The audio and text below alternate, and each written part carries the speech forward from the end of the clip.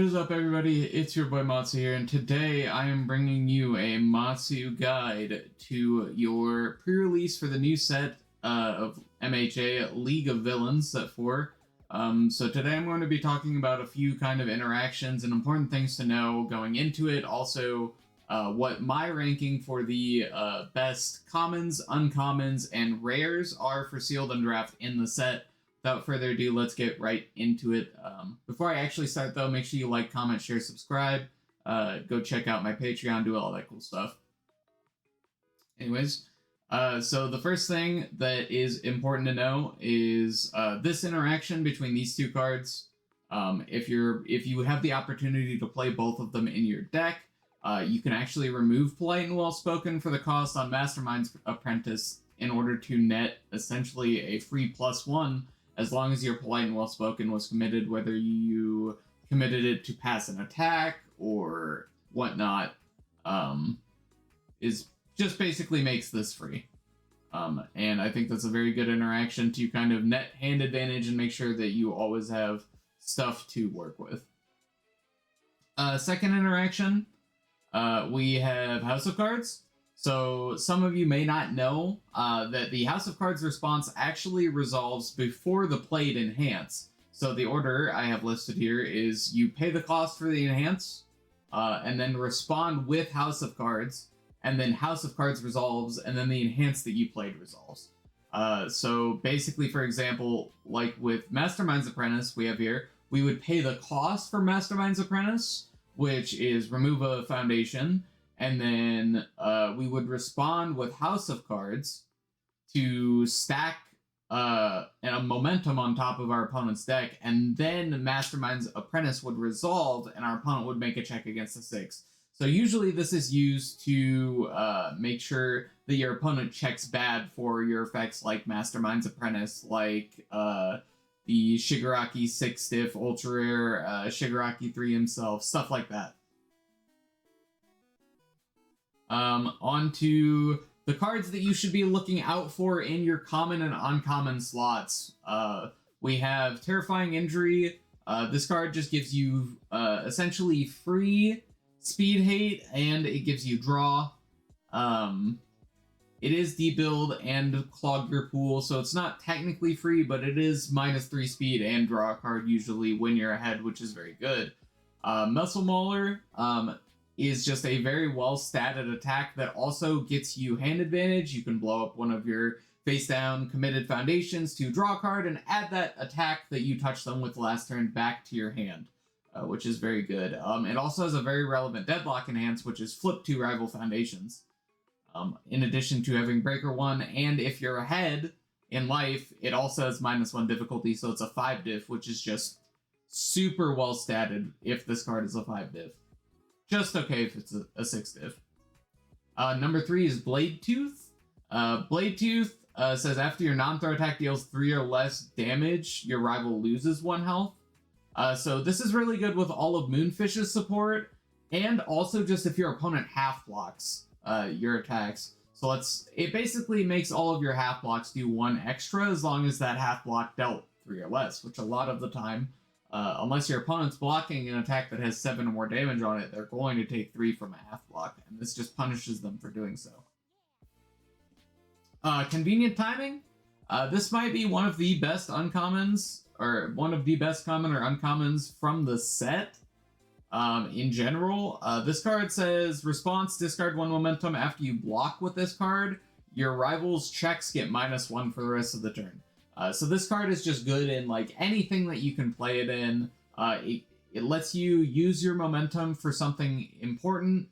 Basically just stops your opponent's turn if they're going in because they don't really want to overcommit on -1 to all of their checks. It's permanent Breaker 1 for the rest of the turn, including when they build, which is very strong. And then it also says enhance flip, add 1 card from either player's discard pile to the bottom of their deck, which is a lot more relevant in sealed and draft where everyone is playing these 40-card decks. Once you get to about 2 cards in your deck, you can just stack, a good check, whether it be a 5 or a 6 on the bottom of your deck, just to make sure that you are passing that attack or card or whatever you're playing. Or you can also stack an attack. I'll play an attack. I'll use my draw effect to draw the last card of my deck. I knew it was an attack, which is very good. Pump Up. I think a lot of people are going to look at this card and think that it's a muscular only card, which, well, it is very good in muscular. It says your attacks get 1 damage for the rest of the turn, basically. It is just good in, like, everyone. Enhance Flip a Foundation. If this attack is blocked, CO1 Rival Foundation is playable on both offense and defense. Very, very strong. And we love that. We also love the...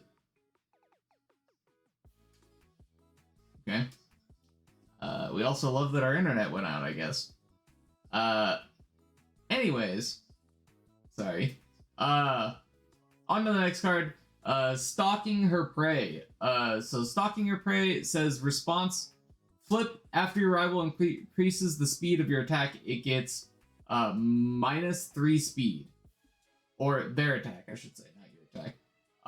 So this card, just flip for -3 speed is very good, and then it has the additional effect of if you're Toga, you get to put any of her cool face-up momentum attacks into your momentum. This card can also be kind of equated to All Protect You, which is a 1/5 3 mid block commit flip. This attack gets -3 speed. These cards they're kind of interchangeable. For the most part, they do the same thing, except this is a flip cost and not a commit cost, because for the most part, when you're using your minus speed, you're using it after your opponent's buffed the speed of their attack, unless you absolutely just need it to live. Gecko Stomp is a 5 diff, 3 check, 3 low for 6 with a 2 eye block, kick weapon. Enhance, if this attack is completely blocked, you build the top card of your deck. And then Deadlock Enhance, this attack gets 3 speed, your next attack gets 3 speed. So in addition to just being a very good poke, if your opponent completely blocks this, you get a free build, which is very strong on a poke. It also has the weapon keyword, which is relevant for Spinner and some of the other attacks in the set. And then it's also just a menace in Deadlock. This card is a 6 low 6 in Deadlock that gives your next one 3 speed. Really just very, very good. Contempt for Heroes is a 2/5 with a 3 low block that says response. After you build this card, reveal the top card of your deck. If it is a foundation, you add it to your hand. And then response flip. After your rival draws 1 or more cards during the combat phase due to their non-character effect, you draw a card. So this card, it replaces itself, or it confirms that you're checking a 3, which can be good or bad. And then also just draws you a card when your opponent tries to draw cards, which drawing cards is one of the best things you can do. It's a card game. So yeah, it's a very good one. Next one, League Invitation. League Invitation is a 3/5 with a 2 high block that says enhance your turn, commit your rival's next check this turn gets -2. And then enhance flip. Your rival makes a check against a difficulty of 7, and if they fail it, you commit 1 rival foundation, and that is targeted. You do get to pick, and that is playable while committed, meaning you can use the first enhance on it, the your turn enhance, to -2 to their check, and then make sure they fail it. But you can also just use its enhance, and if they commit 2 cards to pass it, then that's probably fine. So they just stun themselves for 2. Mastermind's Apprentice is our last card, but definitely not the least card, for sure. It's a 2/5 with a 2 mid block that says enhance it. Remove 1 foundation. Your rival makes a check against a difficulty of 6, and if they fail, this attack gets +2 or -1 speed. So this card, at worst, is stun 1. At best, it is remove a foundation for +2 speed, which is very strong when you're just trying to go in and you just need to make sure that your opponent dies this turn, because you get rid of your committed resources to give your attack stats. Or on defense, removing a committed resource to stun your opponent for 1 or get -1 speed is also good. On to the best rares in the set that you can look for while you're drafting or during your sealed, what have you. Blood Evaluation. This card is just consistent card advantage. It turns your momentum into cards and more ready foundations, which, I mean, what else could you possibly want? An extra card, an extra ready foundation. This card does it all. It also has the niche case of when you're playing against Toga, you can also flip her momentum with it if you play against Toga. Twin Flame Scourge. Twin Flame Scourge is just a 4-diff 3-low-4 with good keywords that says, look at the top two, add one, which is very strong. It's just a very good ability on an attack. Look at top two, add one, remove the other. Lets you remove foundations so you have more attacks on your next cycle. And then if you played an action this enhanced step, which there are quite a few actions that are playable, you add the top card of your deck to your momentum, which is also a very good effect. It fuels its own. EX are powerful. And then if you're specifically Dobby, actions in your card pool do not count towards progressive to play it, which is good. Means if we play Cremation, then we just don't have to worry about that guy in our card pool. Rushing Stab.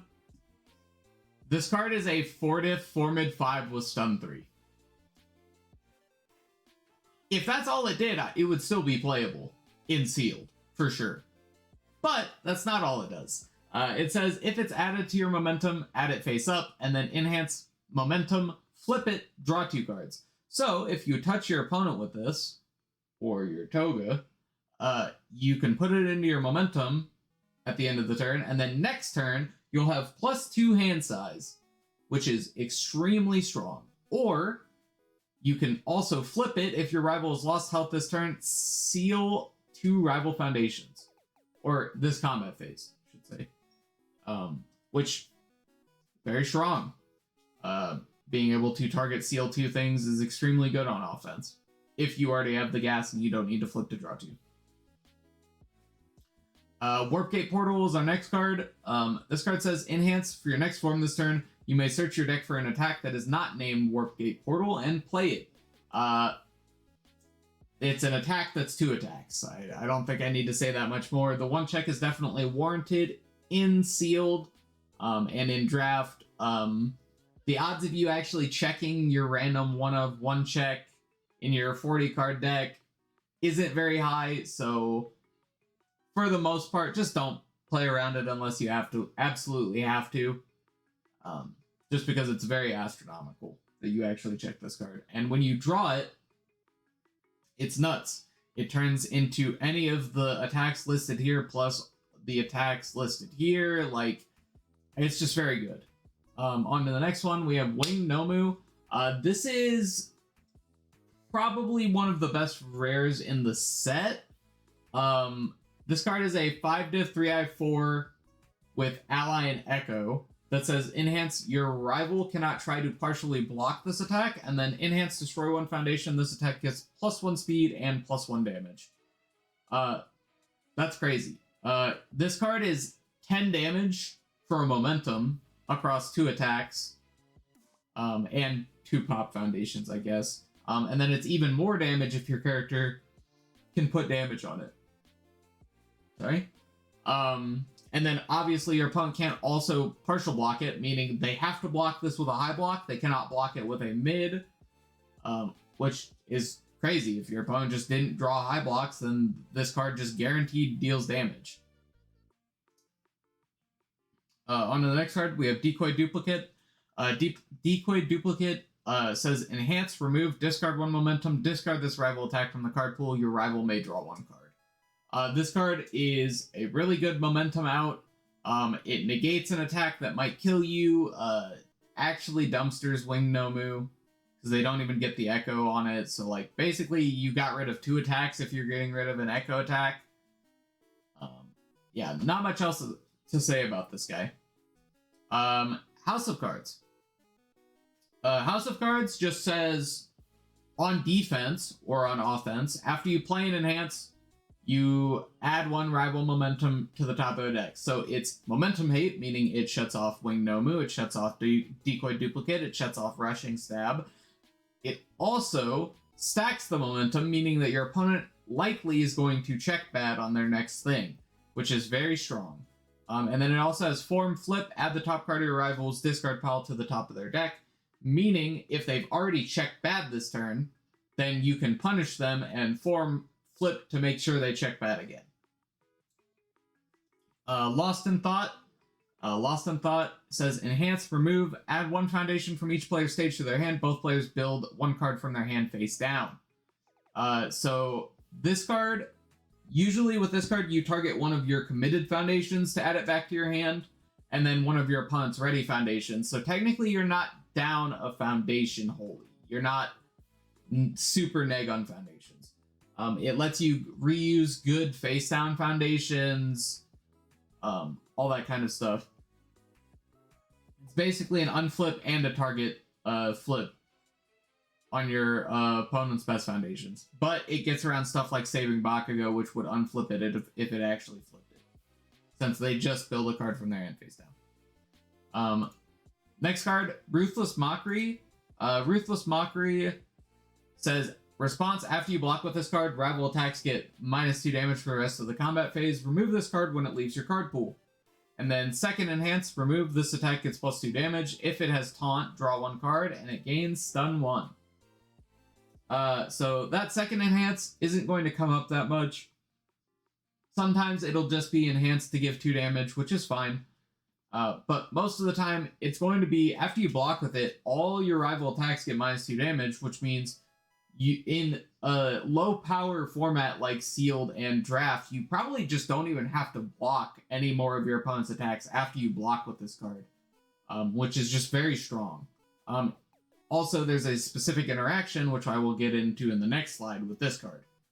And then Showdown. This is up there for one of the best rares in the set in general, but this card says response, after you block with this card, commit 2 rival foundations, and then response, commit 2 foundations. After your rival plays an ability on an action card, cancel it. So that second response isn't too relevant. It does work on Ruthless Mockery, which is a relevant ability that you might want to cancel at some point. It might end up killing your opponent.